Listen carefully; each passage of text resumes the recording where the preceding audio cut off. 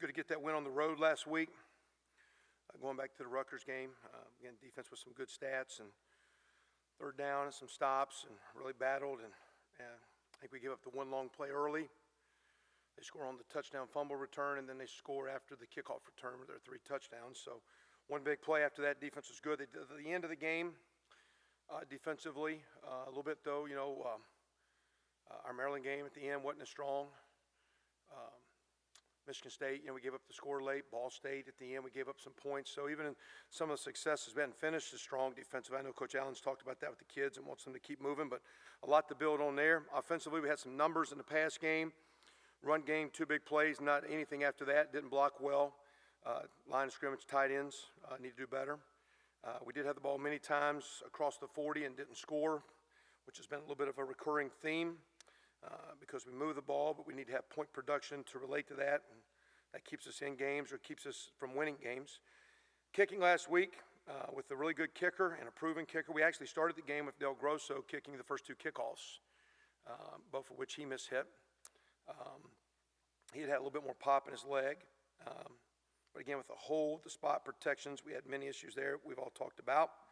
And again, we're not going to win with that kind of play this week or any week moving forward, with a rival game and a road game and a tremendous team coming this week with the 3-down stretch. So we got a lot to clean up. People that played well, Robert McCray, really good game up front, 2 tackles, an assist, a TFL sack, 2 quarterback knockdowns, played really hard, made a great play on a quarterback scramble on 3rd and 14, caught a kid from behind to make it 4th and 2.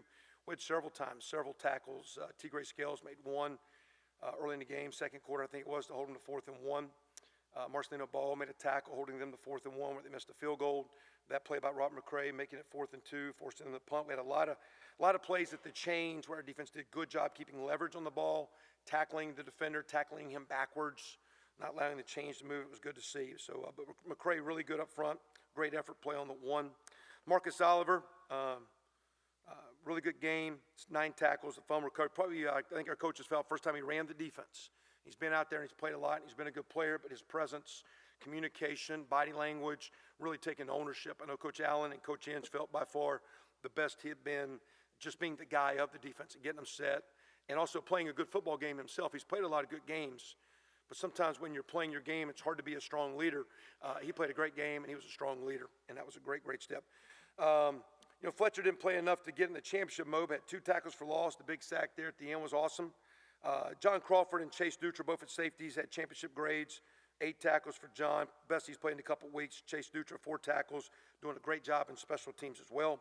In both corners, Rashard Fant with 3 tackles, a tackle for loss, and a PBU, and Ashawn Riggins, 5 tackles. Those were good defensively. Offensively, Dan Feeney, 6 knockdowns. He played 2 positions, kind of back, full flow, looking good. Divine Redding had 73 yards rushing, 32 yards catching, and 2 touchdowns. So 105 yards of total offense and 2 TDs. Was really great in pass pro as well, his best game there. Our 3 receivers had some plays, Westbrook, Jones, and Page. Nick with 5 catches for 80 yards, 3 big plays. Ricky Jones 5 for 65 and several big plays, including the fumble recovery. Mitchell Page, 6 for 100 yards. And then our quarterback, Rich, had the 2 picks. One, he didn't go through the progression right, needed to throw a swing route. And the other play, he just needed to not try to force one in on a greedy play to Mitchell. But came back off of that. His 3rd down throws in the 4th quarter, standing in the pocket, going through progressions from 1 to 2 to 3 to a couple great 3rd down shots was huge. Some things to clean up. But he was 70%, 72% on target. He's got 1 throw away on the screen. You take that out, he's 28 to 39. So he played a pretty good game. Clean up the mistakes. Again, defensively, we talked about the 3 and outs. Offensively, we scored early, and we had a good answer late. We did have some glitches that needs to be cleaned up. Had some great kicking effort from Isaac James that we recognize as our special team player of the week. Was outstanding couple teams. Luke Timian was very strong in a couple teams. Zeke Walker's punt block. I think we now lead the Big Ten in block kicks, which is a positive. We got to clean up the fumble that Mitchell had that didn't haunt us. The kickoff fumble by D. Will was a concern. Gideon had some strong punts. The sky punts were good, and a couple good punts. Players of the game, defensively, 2, Ashawn Riggins and Marcus Oliver. Both guys from the same high school, Hamilton High School in Cincinnati area, Ohio. But freshman and our team leader, 2 really strong games. Offensively, Ricky Jones, several big plays, the fumble recovery. Been playing great as a senior down the stretch, a lot of juice and energy. I mentioned Isaac James. Justin Berry was our offensive scout, along with Sean Bonner. Sean's a tight end. Justin's a wide receiver out of South Carolina, both freshmen. And defensively, Garrett Lukens, who's a transfer. His brother played for us a year ago as a walk-on lineman. But Garrett's going to be a good young player for us. It's transferring in. And Johnny Albamonte, who's really doing a great job in the scout deals. A lot of things to clean up. Still good to clean up after a win, but a lot of things to address. We addressed a little bit of that yesterday, started our prep work today. We're on to what is a really good team. Penn State is coming in playing really hot, really good, won 5 in a row. Should be, I think they're 12-14 in 2 polls. Interesting to see Tuesday night, but they were 12th with 2 teams in front of them losing. Might be a top 10 team by the college football playoff deal. They lose to Pitt, they lose at Michigan, but since then they're playing outstanding. Offense is going up and down the field. They've always played great defense, and they're putting together a good kicker, good punter in the kick game. They're led by the running back, Barkley, who's the leading rusher in the conference, a very dynamic player. Their quarterback, McSorley, they're a good 1-2 package, and they throw the ball with 2:30 a game. And those 2 guys with the spread and the zone read are doing great. A couple great big receivers outside with Godwin and Hamilton. Their tight end, Gesicki's playing outstanding. And as always, they got safeties at linebackers, and they're getting after it up front, with Sickles and Schwann. So they're good up front. They're good in the back end. It's a typical Penn State team that comes in playing very good. It'll be a good challenge for us. I know our guys are excited. We're going to need a really good week, and we're going to need to be better than we were last week, and we got a lot of things to fix. So with that, we'll see what questions you got. They pick their spots to blitz, and they do pressure, but it's really just their front. And in some of these games, they've done a really good job of getting the team one-dimensional and getting them in situations, and then their D-lines are really just pushing the pocket and playing hard. They're playing a lot of guys defensively. Their one defensive end is having a great year. They moved a really big, athletic defensive end to D-tackle that's very explosive inside. So they're playing a lot of guys. You look at their snap numbers and the guys that are playing. They're throwing a lot of bodies at you. They're stopping the run. They're getting you one-dimensional. The offense is making some big plays, and all of a sudden it gets 31-10, 31-14, and you start throwing a little bit, and they pin their ears back. And they played really strong down these last few weeks, really gotten after the quarterback. Nature of how they're playing as a team, nature of the score, and then stopping the run, and they've gotten after it really good. It'll be a challenge for our linemen and our whole offense. I think you were asked about this a little bit Saturday, but just as you watch film, how effective was Dan when he was being asked to rotate between guard and tackle there? Yeah, I mean, his only issue was when you play guard, you line up a little bit behind the center. And so sometimes you're used to looking, I'm a little bit behind the guy. Well, he got called for a penalty for lining up behind the guard at tackle when he was in the backfield because, and I'm like, hey, now, our tight end's off the ball. That was the tight end you saw. And they said no. And then we kind of put it together, and he just, so he had a misalignment. But as far as assignments and playing hard, and again, Delroy and Vondre Love, those guys can help us at tackle. They'll play. But Jake Bailey's a good player, so it just gets our best 5 on the field. And Dan's mature enough, and he's long enough that he can play the tackle spot. He can play all 5 spots at the college level. So, I mean, he'll play a little bit of both this week, I'm sure. We didn't think that was wrong. We just thought the combination of him playing, he's kind of back where I don't know if he plays all the game, but he can play a lot of it. And then that takes a little bit off of Jacob Bailey's plate and a little bit off of Delroy's plate. And collectively, those 3 guys will handle those 2 spots on the right if we stay healthy and fortunate there. Brandon wouldn't need surgery, but do you anticipate being able to get him back? Yeah, I don't know here with 3 remaining, but I think he's into that 3, 4, 5 weeks. Just it's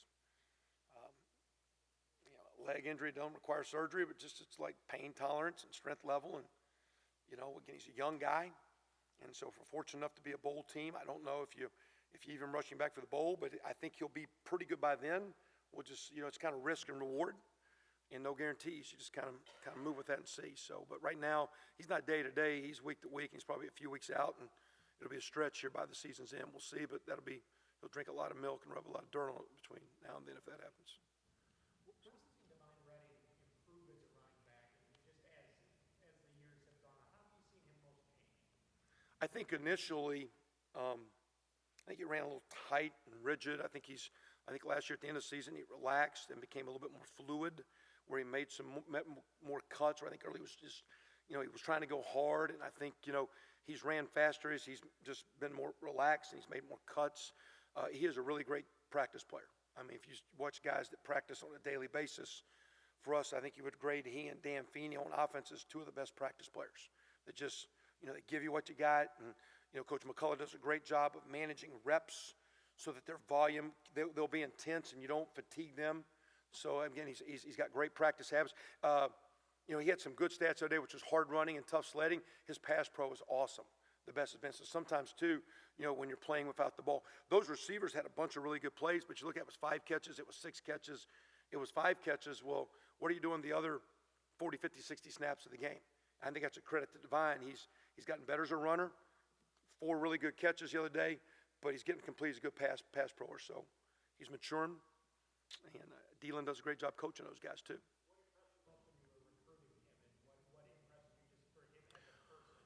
Well, we had him at camp, and that's a good question because, it was a little bit of a reach. You're not sure. He was transferring from school to school, going from a really good school in Ohio to Glenville, and then he wasn't allowed to play a lot of that year with the transfer rules. So you almost get worried, like, what's it going to be? What we got is we got a kid that's got, like the other day, his dad just showed up at practice. We got a kid that comes from a great family, and there was a lot of pride, there's a lot of workmanship. He's a blue-collar kind of kid, and he comes to work every day. And you didn't really, sometimes you think you know that in recruiting, but that's hard to tell. And so I think, fortunately, we got a kid, like we always say, we want a better person than a player. And I would tell you that he's a better kid than what you see on the field, and he's a really good football player. But I think the combination, too, has made him really come along. And, again, we thought he'd be a good player, but he would not be as good as he is without him being the person he is and the way he works.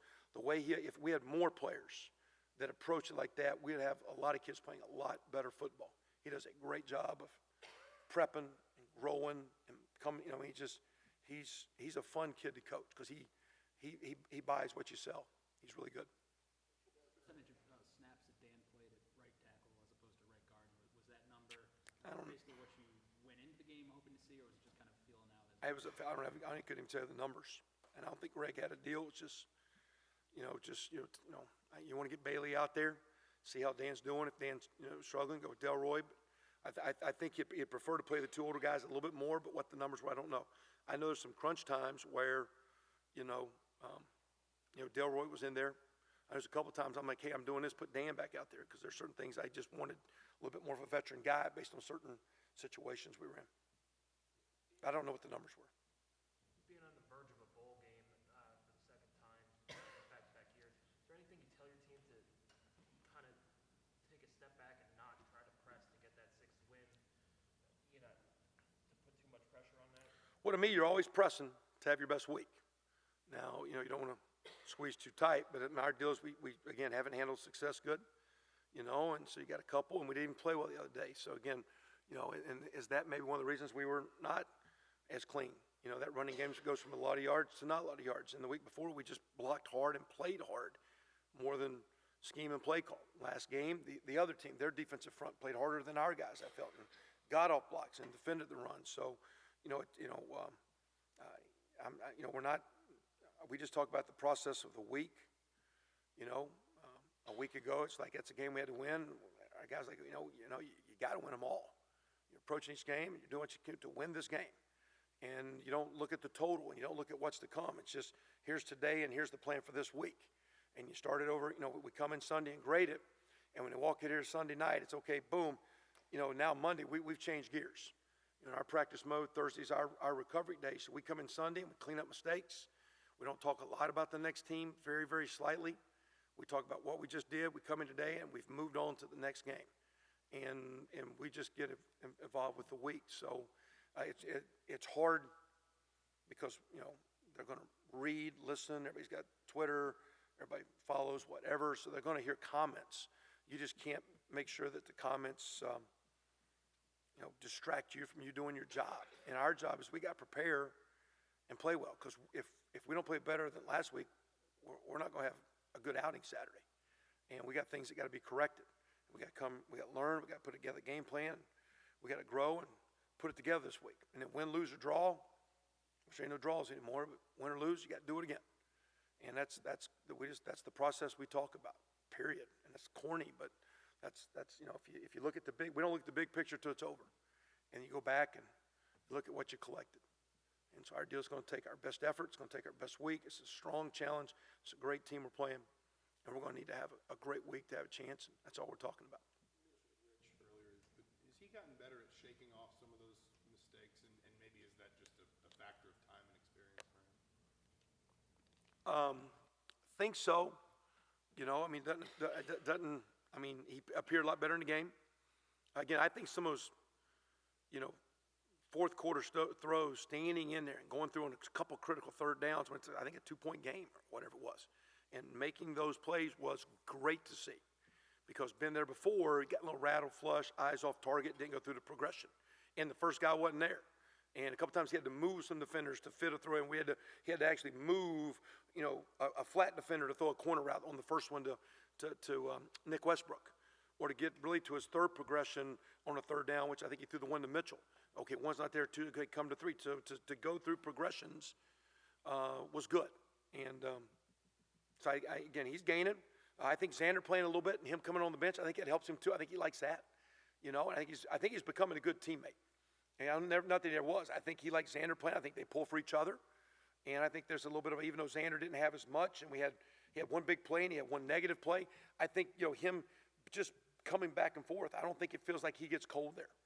We didn't play that as much last game. It didn't work as well. We had one critical error.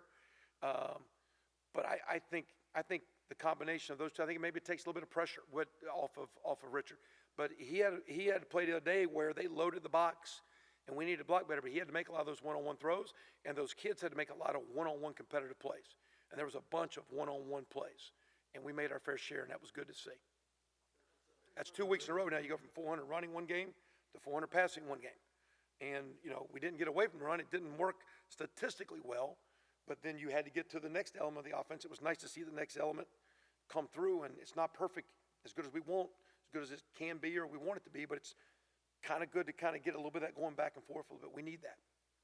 One-on-one plays from your receivers. Ricky Jones made a lot of different kind of plays. Fumble recovery was obviously huge. You talked to him about, NFL scouts look at multifaceted stuff, special teams play, all that kind of stuff. What is Ricky giving you now as a senior heading down the stretch? First thing he gives us just a great attitude, great body language, and great juice in the building. Just having fun, showing up, ready to have a good meeting and good body language, and into the meeting, out and stretch. He knows, I think, much like Divine, that Coach Johns will work the practice reps where he's not going to gas him. So when you run around, go hard and run at full speed, and run that little skinny post in there, and run that little stop route, and run your comeback, and run your go, and we'll work the reps where we don't tire you, but go full speed. So I think he's matured where he trusts what's going on, and he's a really good practice player. And so a little bit of that's maturity, a little bit that's mindset, but he shows up every day as we got some guys that come in the building every day having fun in the process of the week and going through it, and he's one of the best we got. And it's when your seniors and veterans are the guys that are that are most into the meeting, doing the best job stretching, leading the fundamental drills, covering the kicks, as well as having the offensive plays. It's volumes to the program. That's a sign of strength that your veterans and seniors and leaders are buying what you're trying to do. Appreciate and respect those cats. Mitchell Page, those guys, they've been. That's a good. There's not a lot of seniors. Only about 9 of them. You got the couple 3 linemen with Bailey Feeney and Wes Rogers. So you got 2 starters, part-time guy, and you got the 2 receivers. And defensively, you're playing Ralph, and Fletcher plays a little bit. It's the rest of it's a bunch of sophomores and juniors and some freshmen playing. It's not a lot of seniors, but the seniors we got are giving us good goes. Ralph had a lot of energy the other day. Was in the backfield making good plays. Dawson Fletcher. It's good to see those seniors really playing good football down the stretch. Because to be a good team, you got to have good seniors. We don't have a lot, but they got to be good, and that's good for our football program. You're talking about the kicking game. What can be done with the protection at this point? Well, I think some of it comes back to we've been a little bit inconsistent with the hold. And because we're a little inconsistent with the hold, I think our kicker's a little hesitant and a little late getting started because I think he's not trusting where the spot's going to be. So sometimes you're blocking certain guys based on some timing, and you're beating an edge guy with time. So we had one the other day off the edge where we were slow. Matter of fact, we had a kid that was on offense, ran off the field, turned around and had to come back on the field. And he was honored as academic all-district All-American, whatever, the other day. He said, like, doesn't have intelligence. But all of a sudden, on the 5-yard line, he ran off the field. You know, he was fighting with a little bit of an injury he had going on. So mentally, he was dealing with some stuff. I mean, not a minor thing, but, he was dealing with something. I think he was just a little funky. So, we've been a little inconsistent. We'll figure out with the hold what's going on. There's a couple things you can do scheme-wise, but bottom line, it's, Rutgers, got 2 on us. Penn State got 2 against Ohio State, a block punt and, a block field goal. They scored 24 points. They get 10 off of kicking, because a block punt gets them 3, and the block field goal is a kick 6. They run it back, and so they win that game with block kicks. It's going to be huge. So we'll work it. I don't think, though, the way our kickers have kicked that we can overkick our kickers. I think our kickers are getting a little psychotic, and we got to work through the mental demon. But I don't think I need to pound the kid's legs, because there's only so many swings in that leg. And so we'll work some fundamental work, and we'll get addressed with either scheme or personnel. But we're going to put a team out there this week that's going to be confident they're going to make kicks, because this time of year and the games we're playing, they're going to have to make kicks if we're going to win. And they're capable, but they're going to have to get the job done. But it's not a case of bringing other people into that protection scheme. You stick with the guys you got and just. Oh, we've had some changes as the years went along between who we started with, tight ends, wings. I mean, there's been, and so we'll look at that. But at the same time, too, it's not a hard play, and just do your job. It takes to score points, it takes 11 guys to do their job, and that kicking team's not the kicker. It's 11 guys, and as a team, that was addressed with that team yesterday, and it's the entire team's fault. And the entire team will work as a group and answer the problem, or the entire team will be the problem. And we just put it on them. You're going to fix it as a group, because your group is accountable to perform, and that group needs to answer the call, because they'll get challenged by Penn State. Michigan's doing a great job, and Purdue will in the last game, because we've opened up a can of worms. So come get it. So we're going to have to answer the call.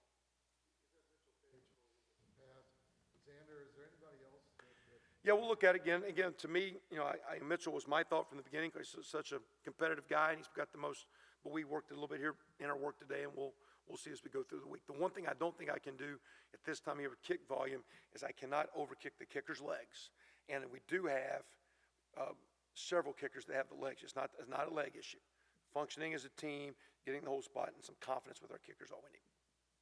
Do you use, and maybe you already used other things, sports psychologists when you have a player that potentially either lack of confidence or whatever, and not just the kicker, but it could be the holder, it could be all of them get together with the sports psychologist to kind of try to work through the mental part of it? You can, and we have one we have several on campus, but our department has one. At the same, sometimes you do worry. I've worried since I've been here, again, about the noise and voices. Who are you talking to? And for example, like during the game, and I can get all fired up and competitive during the game. I was very calm with the kicker. I said, "Now look, you've got a million great kicks, so calm down, go ahead and get the spot, and make the next one. Period. Because when you can't do it, you got a problem. Okay, the guy can." And I use, Fish has heard my analogy, but I mean, when McElroy flopped at the Masters several years ago, and you can't hide. But to come back a month or two later, and it is either the British or U.S. Open, you got to be good enough to flop. And then you got to get past that. And very few people are great enough not to flop.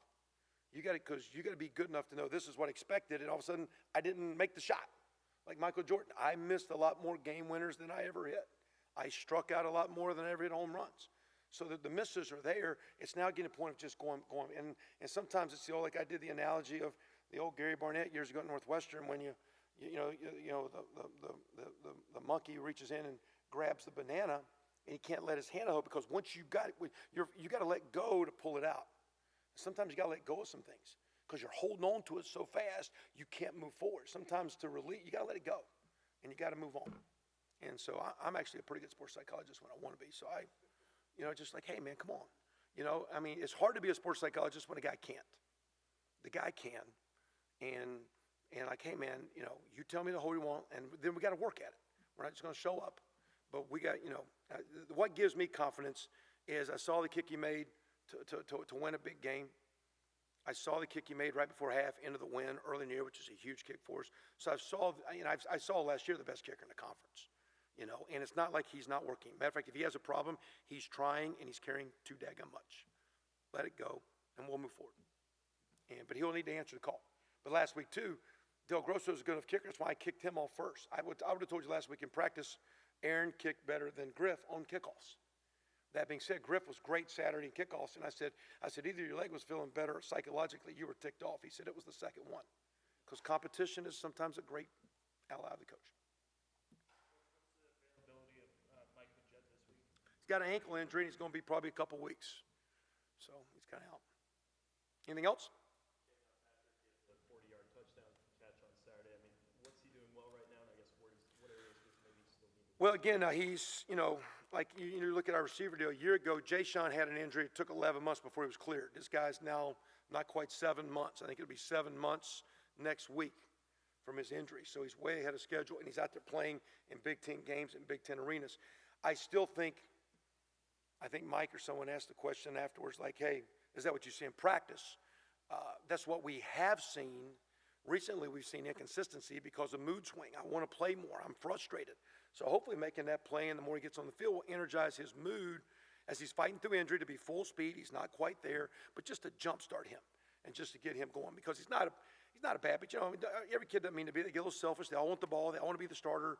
And here's a kid that had to go through a sit-out year. Then you're ready to play, and I get injured, and now it's he's wanting to come back faster. And to me, he's a heck of a kid that's way ahead of schedule, and he's done nothing wrong. I think he's fighting through some of the moods and psychological things that a lot of people do in different. Our kicker's dealing with one. I think Cam's been dealing with one. And I think the more he has success on the field, he will blossom back to being what I don't think he's quite 100%. He's close, but he's so talented. I mean, you saw quote A play. There's a lot of plays in that kid if we can just keep bringing him along. That'll be our plan. Okay.